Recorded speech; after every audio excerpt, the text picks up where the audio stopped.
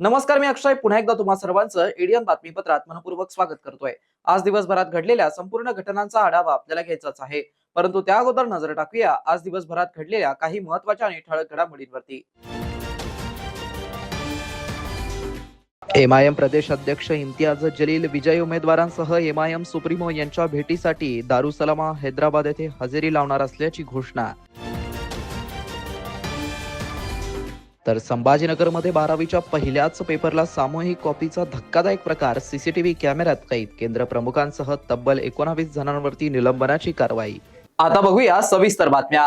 महाराष्ट्र राज्यात मनपा आणि अन्य स्थानिक स्वराज्य संस्थांच्या निवडणुकीत मिळालेल्या यशानंतर एमआयएम प्रदेश अध्यक्ष इम्तियाज जलील हे विजयी उमेदवारांसह एमआयएम सुप्रीमो यांच्या भेटीसाठी ते 14 फेब्रुवारी रोजी दारुसलामा हैदराबाद येथे हजेरी लावणार असल्याची घोषणा त्यांनी केली आहे। अस्सलाम वालेकुम वरहमतुल्लाहि वबरकातुहू। 14 फरवरी, जी हाँ 14 फरवरी के दिन हम सभी लोग हैदराबाद जाने वाले हैं। जैसा कि मैंने पहले ऐलान किया था, अब कैसा जाने वाले, कहाँ से जाने वाले, कितने बजे जाने वाले हैं, इसकी जानकारी देने के लिए मैं आप लोगों के बीच में हाजिर हुआ हूँ। सबसे पहले तो ये है कि 14 फरवरी के दिन दारुसलाम डे मनाया जाने वाला है। दारुसलाम है क्या? तो दारुसलाम पार्टी का हेडक्वार्टर है, जहाँ पर हर रोज़ हज़ारों लोग आते हैं जिनकी सुनवाई कोई नहीं करता है। उनकी सुनवाई दारुसलाम के अंदर होती है, जहाँ पर मजलिस के एमपी साहब जनाब बैरिस्टर असदुद्दीन अवैसी साहब, हबीब मिल्लत जनाब अकबरुद्दीन अवैसी साहब, सारे एमएलएज और पूरे कॉरपोरेटर्स एक जगह के ऊपर बैठते हैं दारुसलाम हेडक्वार्टर के ऊपर। और जो इंसान जिस किसी तकलीफ़ के अंदर है वो वहाँ पर आता है, अपनी सुनवाई करवाता है और वहाँ पे उसकी जो भी परेशानी है उसका हल निकाला जाता है। तो दारुसलाम डे 14 फरवरी के दिन मनाया जाने वाला है। साथ ही साथ 14 फरवरी के दिन महाराष्ट्र में जो कामयाबी मिली है नगर परिषद और महानगर पालिका के इलेक्शन में, उसका जश्न भी मनाया जाएगा। हम सब क्यों जा रहे हैं दारुसलाम? तो बैरिस्टर असदुद्दीन अवैसी साहब, अकबरुद्दीन अवैसी साहब और मजलिस इत्तेहादुल मुस्लिमीन का शुक्रिया अदा करने के लिए जा रहे हैं। अगर ये जमात ना होती तो मेरे हिसाब से हमारी आवाज़ ना होती, इसीलिए हम जा रहे हैं उनका शुक्रिया अदा करने के लिए और ये बताने के लिए कि जिस जमात की शुरुआत हैदराबाद से हुई थी, आज वो महाराष्ट्र में ही नहीं बल्कि पूरे हिंदुस्तान में किस तेज़ी के साथ दौड़ रही है, आगे बढ़ रही है। छत्रपती संभाजीनगर ग्रामीण पोलीस दलात शिपाई पदाच्या भरती प्रक्रिया सुरू असून पोलीस भरती दरम्यान नोकरीचा आमिष दाखवूनही काही प्रलोभन कोणी देत असेल तर कोणीही बळी पडू नये, सदर भरती प्रक्रिया पारदर्शकपणे पार पडत असल्याचं प्रतिपादन पोलीस अधीक्षक डॉक्टर विनयकुमार राठोड यांनी केलंय। छत्रपती संभाजीनगर शहरात 150 तर ग्रामीण पोलीस दलात 53 शिपाई पदाची भरती प्रक्रिया सुरू झाली आहे। छत्रपती संभाजीनगर शहर आणि ग्रामीण पोलीस दलातील पोलीस शिपाई पदांच्या भरती प्रक्रियेला आजपासून सुरुवात झाली आहे। शहर पोलीस दलातील 150 पोलीस शिपाई पदांसाठी साताऱ्यातील SIPF मैदानावरती तर ग्रामीण पोलीस दलातील 53 पदांसाठी पोलीस अधीक्षक कार्यालयाच्या गोकुळ मैदानावरती पुढील 10 दिवस ही प्रक्रिया चालणार आहे। या भरतीमध्ये शारीरिक चाचणी आणि लेखी परीक्षा घेतली जाणार असून पोलीस शिपाई, वाहन चालक आणि पोलीस बॅट्समन यांचा पदाचा समावेश असणार आहे।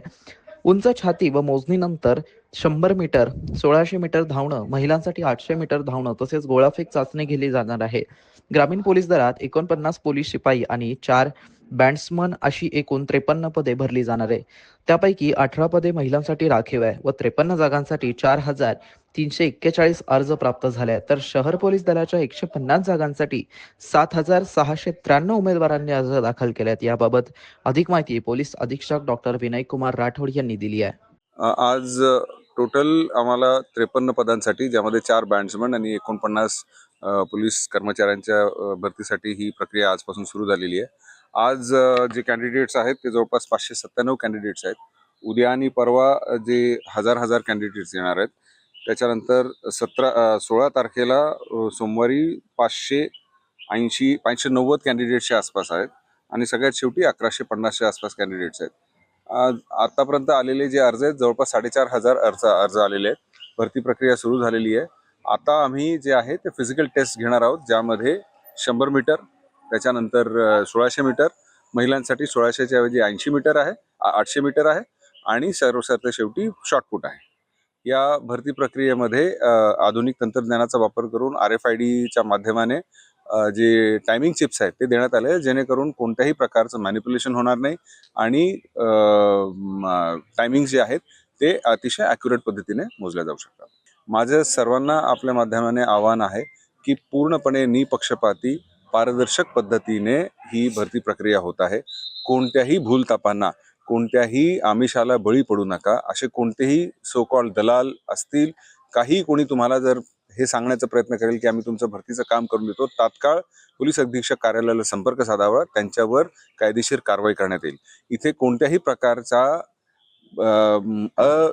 अनैतिक काम होणार नाही. कोणत्याही ह्याच्यामध्ये तात्काळ जी रीडिंग आहे ती तिथल्या कॅन्डिडेटला ताबडतोब कळविल्या जाते. व्हिडिओ शूटिंग केलं जातं, जेणेकरून कुठलाही त्याच्यामध्ये डिस्क्रिपन्सी राहणार नाही. आमच्याकडे कैलास शिल्प जे आमचं सांस्कृतिक हॉल आहे, त्या ठिकाणी आम्ही ज्या विद्यार्थ्यांना राहण्याची कुठे व्यवस्था नाही त्यांच्यासाठी तिथं राहण्याची व्यवस्था करण्यात आलेली आहे. टॉयलेटची वगैरे सर्व व्यवस्था करण्यात आलेली आहे. दुसरा एक महत्त्वाचा मुद्दा आहे, आपल्या माध्यमाने मी सांगू इच्छितो की सर्व कॅन्डिडेट्सला हे आवाहन आहे की आपण वेळेत यावे. कोणत्याही परिस्थितीत जो कॅन्डिडेट 9च्या नंतर येईल, 9 वाजेच्या नंतर येईल, त्यांना भरती प्रक्रियेमध्ये भाग घेता येणार नाही. 12वी परीक्षेत विद्यार्थी चक्क एकमेकांच्या उत्तरपत्रिका पाहून लिहित असल्याचं चित्र पाहायला मिळालंय आणि हे सर्व केंद्रावरील शिक्षकांच्या सहकार्याने सुरू असल्याचे सीसीटीव्ही फुटेजमधून उघडकीस आलंय. सामूहिक कॉपीचा हा धक्कादायक प्रकार पहिल्याच दिवशी छत्रपती संभाजीनगर जिल्ह्यातील कन्नड तालुक्यातील जैतापूर येथील राष्ट्रीय उच्च माध्यमिक विद्यालय केंद्रावरती समोर आलाय. महाराष्ट्र राज्य माध्यमिक व उच्च माध्यमिक शिक्षण मंडळाची 12वीची परीक्षा मंगळवारपासून सुरू झाली आहे. राज्य सरकारनं संपूर्ण राज्यात कॉपीमुक्त अभियान राबवण्याचा गाजावाजा केला. 12वीच्या पहिल्याच इंग्रजीच्या पेपरला या अभियानाचे अक्षरशः वाभाडे निघालेत. राज्यात एकूण 42 विद्यार्थ्यांवरती कारवाई करण्यात आली आहे. तसेच छत्रपती संभाजीनगरमधील सामूहिक कॉपीच्या प्रकाराने शिक्षण विभागाच्या विश्वासार्हतेवरती मोठं प्रश्नचिन्ह उभं राहिलं आहे. कन्नड तालुक्यातील जैतापूर येथील राष्ट्रीय उच्च माध्यमिक विद्यालयात परीक्षेच्या गांभीर्याला हरताळ फसवण्यात आलाय. भरारी पथकाला मिळालेल्या माहितीनुसार या केंद्रावरती विद्यार्थी कोणत्याही भीतीशिवाय एकमेकांच्या उत्तरपत्रिकांमधून उत्तरे उतरवून काढत होते. विशेष म्हणजे ज्या सीसीटीव्ही कॅमेऱ्यांचा धाक दाखवून पारदर्शकतेचा दावा केला जातो, त्याच कॅमेऱ्यामध्ये हा सर्व प्रकार कैद झालाय. या प्रकरणी 19 कर्मचाऱ्यांवरती पोलीस ठाण्यात गुन्हा दाखल करण्यात आलाय. शिवाय त्यांच्यावरती निलंबनाची कारवाई केली जात आहे. तर तपासणी केल्यानंतर विद्यार्थ्यांवरती कारवाई केली जाणार आहे. त्यासाठी त्या केंद्रातील सर्वच विद्यार्थ्यांच्या उत्तरपत्रिका जप्त करण्यात आल्यात. कास्टेडियन मार्फत या उत्तरपत्रिका मागवण्यात येणार असून त्यांच्या उत्तरपत्रिकांची तपासणी केली जाणार आहे. त्यानंतर कारवाई करण्यात येणार आहे. छत्रपती संभाजीनगर जिल्ह्यातील कन्नड तालुक्याच्या जैतापूर राष्ट्रीय उच्च माध्यमिक विद्यालयात हा प्रकार घडलाय. 12वीच्या विद्यार्थ्यांना पर्यवेक्षकांसह इतर शिक्षक कर्मचाऱ्यांनीच परीक्षार्थींना इंग्रजीच्या पेपरसाठी प्रश्नांची उत्तरे पुरवल्याचा हा धक्कादायक प्रकार आता समोर आलाय. महाराष्ट्रातील खेळाडूंच्या ऑलिम्पिक तयारीला बळकटी देणारा खेलो इंडिया मल्टीपर्पज हॉल हा अत्यंत महत्त्वाचा टप्पा असल्याचं प्रतिपादन केंद्रीय क्रीडा व युवक कल्याण राज्यमंत्री रक्षा खडसे यांनी केलंय. स्पोर्ट ऑथॉरिटी ऑफ इंडियाच्या नॅशनल सेंटर ऑफ एक्सलन्स येथे प्रस्तावित खेलो इंडिया मल्टीपर्पज हॉलच्या भूमिपूजन समारंभाला त्या उपस्थित होत्या. यावेळी ICICI फाउंडेशनच्या CSR उपक्रमाअंतर्गत उपलब्ध करून देण्यात आलेल्या उच्च दर्जाच्या क्रीडा विज्ञान उपकरणांचं लोकार्पण यांच्या हस्ते करण्यात आलं. यावेळी ICICI बँकेचे झोनल हेड अभिजित सिंग पवार, तर मासियाच्या अध्यक्ष Arjun Gaikwad, sports authority of इंडियाचे उपसंचालिका डॉक्टर मोनिका घुगे यांच्यासह वरिष्ठ अधिकारी व विविध क्षेत्रातील मान्यवर उपस्थित होते. यावेळी बोलताना केंद्रीय क्रीडा व युवक कल्याण राज्यमंत्री रक्षा खडसे म्हणाल्यात की खेलो इंडिया अभियानाच्या माध्यमातून तळागाळातील खेळाडूंच्या प्रतिभा विकासासोबतच जागतिक दर्जाच्या पायाभूत सुविधा उभारल्या जात आहेत. CSR भागीदारीमुळे उच्च कार्यक्षमतेच्या प्रशिक्षण कार्यक्रमांना बळ मिळून मराठवाड्यातील युवा खेळाडूंना अधिक संधी उपलब्ध होणार असल्याचं त्यांनी सांगितलं. यावेळी स्पोर्ट ऑथॉरिटी ऑफ इंडियाच्या उपसंचालक डॉक्टर मोनिका घुगे यांनी साई सेंटरच्या माध्यमातून विविध क्रीडा स्पर्धेतील यशाबाबत मल्टीपर्पज हॉलबाबत माहिती दिली. ICICI बँकेचे झोनल हेड अभिजित सिंग पवार यांनी क्रीडा क्षेत्रातील प्रगतीसाठी आपला सहभाग कायम असेल असं सांगून आपल्या क्रीडा क्षेत्रातील आपल्या सहभागाबाबत माहिती दिली. यावेळी विविध क्रीडा स्पर्धेत पदक मिळवलेल्या खेळाडूंचा राज्यमंत्री खडसे यांच्या हस्ते सत्कार करण्यात आला. यावेळी क्रीडा क्षेत्रातील प्रशिक्षक, खेळाडू या कार्यक्रमासाठी उपस्थित होते. हमारे देश के हर कोने से आए हुए, हर राज्य से आए हुए, हर गांव से आए हुए एथलीट्स को एक अच्छा प्लेटफॉर्म मिले, एक अच्छी हेल्दी कंपटीशन मिले कि जिसके माध्यम से वो अपना करियर में भी एक अच्छी अपॉर्चुनिटी ढूंढ सकता है, अपने करियर अच्छे से स्पोर्ट्स में ग्रो कर सकता है. क्योंकि स्पोर्ट्स साइंस सेक्टर एक हमारे लिए इन द सेंस आप सब लोग तो स्पोर्ट्स साइंस के बारे में जानते हो, लेकिन अभी इसके बारे में अवेयर करवाना लोगों को या उस ग्राउंड तक डिस्ट्रिक्ट तक लेके जाना, ये हम सबकी रिस्पॉन्सिबिलिटी, गवर्नमेंट की रिस्पॉन्सिबिलिटी। और इसके माध्यम से आने वाले फ्यूचर में स्पोर्ट्स साइंस सेक्टर में काफ़ी बड़ी जॉब अपॉर्चुनिटी आप सभी एथलीट्स को भी मिल सकती है, क्योंकि एक करियर का एक बड़ा सेक्टर आने वाले सालों में अभी स्पोर्ट्स की तरफ देखा जा रहा है। शहरवासियांना एक सुवर्ण संधी. तुम्ही एखादा व्यवसाय करताय का? मग एडियन वरती जाहिरात करा आणि मिळवा व्यवसायात मोठा फायदा. तर वाट कसली बघत आहात? आत्ताच खाली दिसत असलेल्या नंबरवरती संपर्क करा. आपल्याला अजूनही काही बातम्यांचा आढावा घ्यायचा आहे, परंतु इथे वेळ झाली आहे एका छोट्याशा ब्रेकची. कुठे जाऊ नका, पाहत रहा एडियन न्यूज.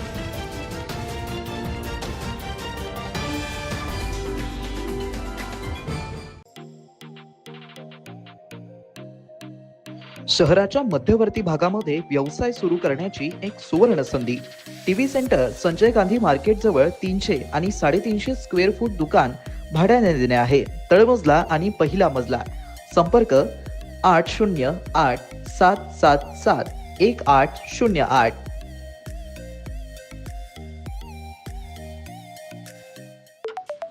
रवीजी, मी SHO सुभाष चिटणीस पांद्रा पोलीस स्टेशनहून बोलतोय. तुमचा मुलगा रोहित इथे हॉस्टेलमध्ये राहतोय? हो सर. तो आपल्या मित्रांसोबत ड्रग्ज घेऊन जात असताना पकडला गेलाय. ड्रग्ज? अरे नाही सर, अरेस्ट करून जेलमध्ये टाकतोय त्याला. काहीतरी उपाय असेल साहेब. जामिनासाठी 5 लाखाचा बेल बॉन्ड लागेल. पेमेंटसाठी सरकारी वकिलाचा नंबर लिहून घ्या. हो. पण अंकल तर स्मार्ट निघाले. ये बाबा चल. वकिलाला पैसे देण्याऐवजी 1903 वर कॉल केला. माझा गेम ओव्हर. चले, खरे पोलीस अशा प्रकारे व्हॉट्सअपवर कॉल नाही करत. अशा फसव्या कॉलची ताबडतोब तक्रार करा. थांबा, विचार करा आणि ऍक्शन घ्या. अनेकांच्या मनात स्वप्न असते की देशाची सेवा करायची, परंतु काही लोकच योग्य प्रशिक्षण घेऊन ते वास्तवात पूर्ण करतात. वास्तविक सैनिक बनणे सोपं काम नाही, कारण प्रशिक्षणाच्या मैदानापासून ते युद्धाच्या रणांगणापर्यंत प्रत्येक क्षण संघर्षमय असतो. फक्त जो इमानदार, समजूतदार असेल आणि ज्याची इच्छाशक्ती प्रबळ असेल असाच व्यक्ती या क्षेत्रात टिकू शकतो. प्रत्येक वर्षी अनेक परीक्षार्थ्यांना यश प्राप्त होते, ते फक्त आणि फक्त गरुड झेप अकॅडमी. पंख आम्ही देतो, उंच भरारी तुम्ही घ्या.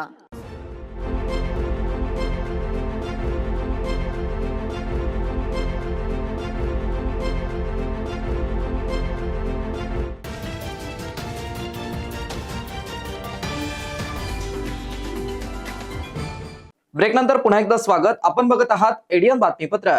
CGHS अंतर्गत सुरू करण्यात आलेल्या आयुष वेलनेस सेंटरच्या माध्यमातून नागरिकांना आयुर्वेद व पारंपरिक उपचार पद्धतीचा लाभ मिळणार असून हे केंद्र सर्वांगीण आरोग्य सेवेच्या दिशेने एक महत्त्वाचं पाऊल ठरणार आहे, असं प्रतिपादन आयुष मंत्रालयाचे केंद्रीय राज्यमंत्री प्रतापराव जाधव यांनी केलंय.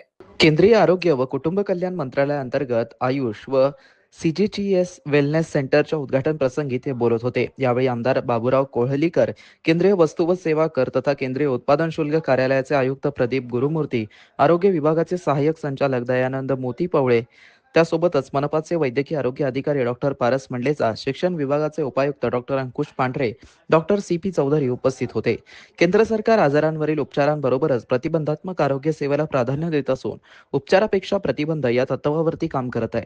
संतुलित आहार, नियमित व्यायाम, योग व ध्यान यांचा अवलंब करण्याचं आवाहनही त्यांनी केलंय. आयुष मंत्रालयाच्या माध्यमातून देशभरात जनजागृती मोहिमा, आरोग्य शिबिरे व प्रशिक्षण कार्यक्रम राबवले जात असून पारंपरिक उपचार पद्धतीचा वैज्ञानिक व सुरक्षित वापर वाढवण्याचा प्रयत्न सुरू असल्याचं केंद्रीय राज्यमंत्री जाधव यांनी सांगितलं. यावेळी आरोग्य विभागाचे सहाय्यक संचालक दयानंद मोती पवळे, मनपाचे वैद्यकीय आरोग्य अधिकारी डॉक्टर पारस मंडलेचा यांनीही मनोगत व्यक्त केला. यावेळी विविध विभागाचे अधिकारी, डॉक्टर, कर्मचारी व नागरिक उपस्थित होते. आयुर्वेद केवळ एक उपचार पद्धती नसून ती एक जीवनशैली आहे.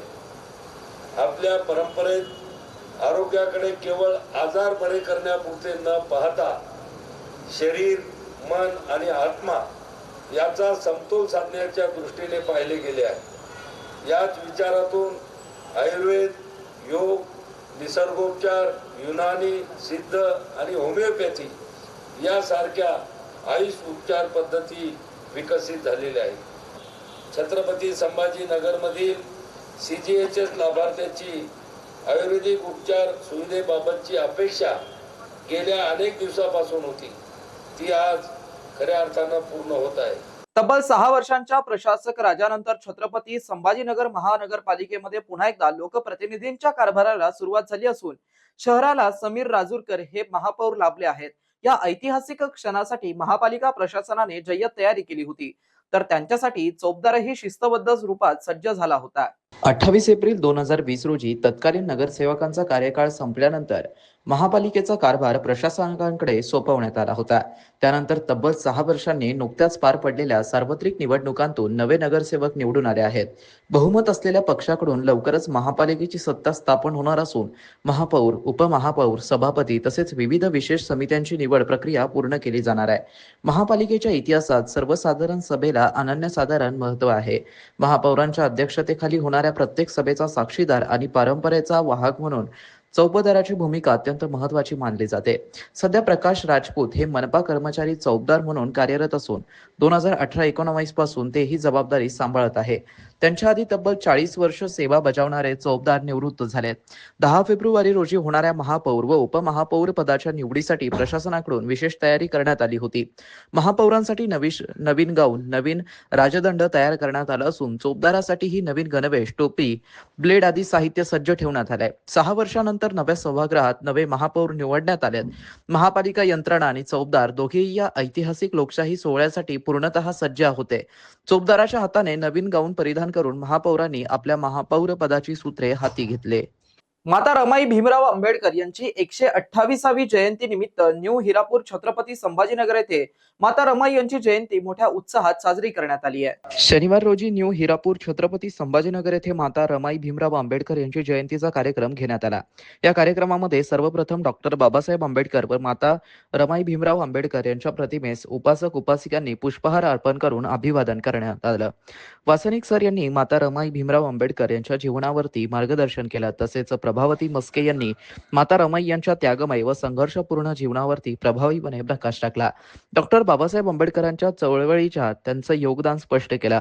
या कार्यक्रमासाठी प्रमुख उपस्थिती अरुण दाभाडे, शरद वाघ, बाबासाहेब उगले, मिलिंद कदम, दीपक म्हस्के, विजय उबाळे, पवन कावळे, राजू पगारे, चंदन शिवे, संतोष येडे, सुंदर अंभोरे, साकेदंड बलखंडे, प्रवीण मुकळे, डॉक्टर हटकर, भूषण कदम, वाकोडे, संजय बोर्डे, गौतम सोनवणे, नवनाथ साबळे यांची उपस्थिती होती. या कार्यक्रमाच्या आयोजनात राजू पगारे यांनी केलं होतं. या कार्यक्रमासाठी खालील उपस्थिती संगीता दाभाडे, माधुरी वाघ, अरुणा उगले, प्रभावती म्हस्के, प्रज्ञा घुले, पौर्णिमा धुळे, दीक्षा धुळे, सनी तवाले, ममता भवरे, संगीता पगारे, प्रिया अंभोरे, शिल्पा वासनिक, विजया बलखंडे, संगीता शेळके, कदमताई इत्यादी मोठ्या संख्येने सहभागी झाले होते.